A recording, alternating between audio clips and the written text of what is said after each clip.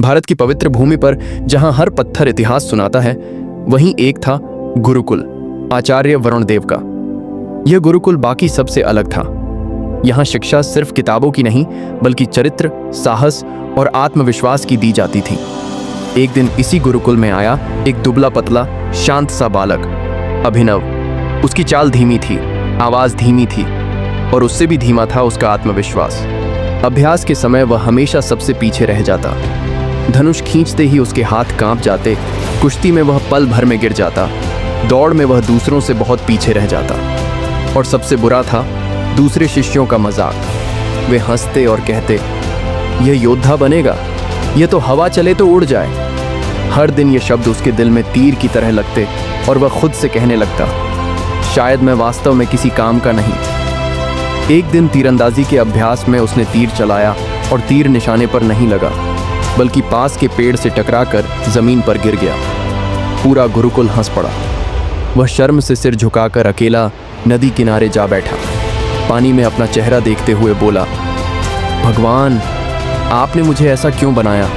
अगर मैं दूसरों जैसा होता तो शायद लोग मेरा मजाक ना उड़ाते।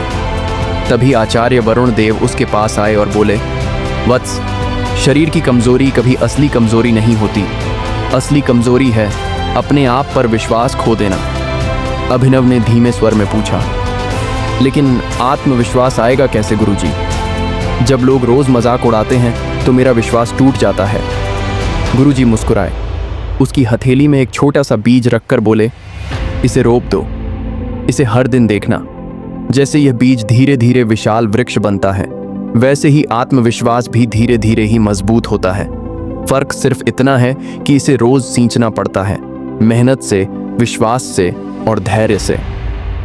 यह बात अभिनव के दिल में उतर गई। कुछ ही दिनों बाद राजा ने गुरुकुल के लिए एक चुनौती भेजी। आश्रम के सामने रखा एक विशाल पत्थर। जो भी उसे हिला देगा, उसे राजसभा में सम्मान मिलेगा। सबसे ताकतवर शिष्य राजन आगे आया।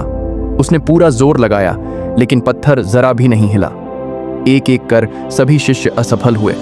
फिर बारी आई अभिनव की। पीछे से हंसी की आवाजें आने लगीं।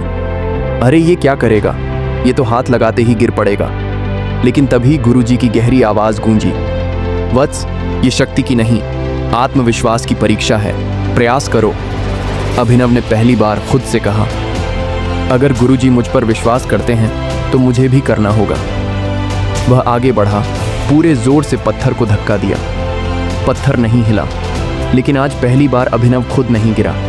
उसके चेहरे पर चमक थी। गुरुजी बोले, यही पहला कदम है आत्मविश्वास का। कोशिश करने वाला कभी हारता नहीं। उस दिन से जैसे अभिनव के भीतर एक नई आग जल उठी। वह सुबह सूरज से पहले उठता, दिन भर अभ्यास करता, रात को ध्यान लगाता। वह गिरता था, पर हर बार उठ जाता। धीरे धीरे उसका मन, उसका शरीर और उसकी सोच सब बदलने लगे। अब वह वही कमजोर बालक नहीं था। कुछ वर्षों बाद पड़ोसी राज्य ने हमला कर दिया। युद्ध के मार्ग में दुश्मनों ने छोड़ा एक विशाल क्रोधित हाथी।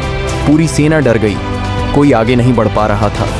तभी गुरुजी ने कहा, जिसके पास आत्मविश्वास है वही मार्ग खोल सकता है। सबकी नजरें अभिनव पर टिक गईं। उसके मन में एक पल को डर आया, लेकिन तुरंत उसके भीतर से वही आवाज उठी, मैं कर सकता हूं। वह भाला उठाकर आगे बढ़ा।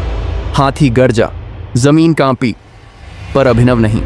उसने पास पड़े लकड़ियों के गट्ठर को आग लगाई और रास्ते पर रखा। हाथी आग देखकर डर गया और भाग गया। मार्ग खुल गया। पूरी सेना स्तब्ध थी।